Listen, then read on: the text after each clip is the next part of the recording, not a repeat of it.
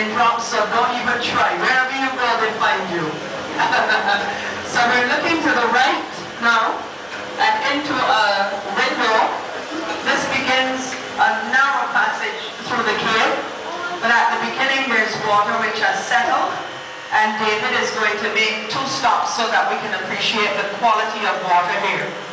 This water is 85 to 90% pure filtered water. It has been tested, and it's 24 Celsius, or about 76 degrees, which is good for a bath if it were allowed. The cave itself is 78 Fahrenheit or 26 Celsius all year. And for those of you from cooler lands, that is a surprise. Your caves are much cooler, but the truth is that caves are going to settle down at the average annual temperature of where they're located. So because this is a tropical island, the caves don't get as cool as your caves. Some people are seeing calcium is building in some areas. This is called flow stone. It's very beautiful. Looks like frosting, but it is hard calcium that fills up as water runs out from the porous rock and runs along swiftly. Let's look again to the right. This is another section which we would so love to go crawling through, but we've not booked that particular tour today. And there we see a running stream. We're getting ready to follow that running stream on the left. For many years, the passage of the stream eroded the limestone path. So this is a natural path that we begin to follow.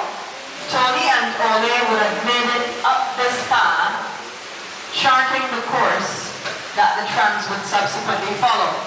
We have nicknamed this little area the village because the stalagmites in the area appear like people in groups of families.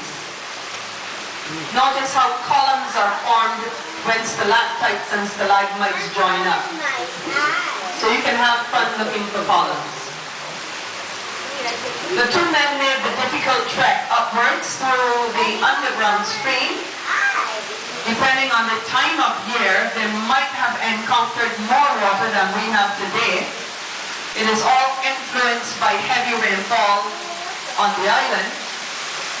So today we are not seeing a lot of water flow from the underground stream as it passes, as we are still very much in our dry season.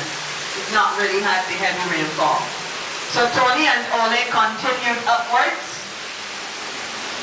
I don't know how many of you have had the pleasure of doing natural caving, but it is quite a physical pastime. And the 2 men continued along here, and they entered the room through that opening on our left. At this time we had descended approximately 26 meters or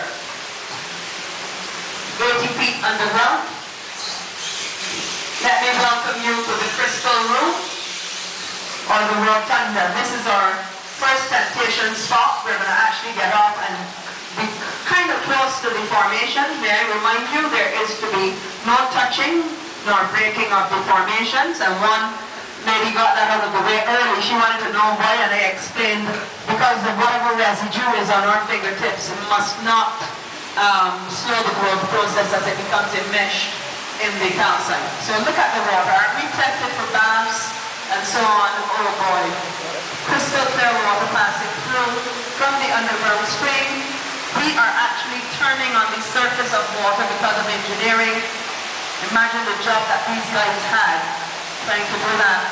And as we look over here, this is another room which we may not venture into. The cave is about 3 miles. Today, David and I can only show you 1 of those miles that are on the tram. So have fun as we get off the tram.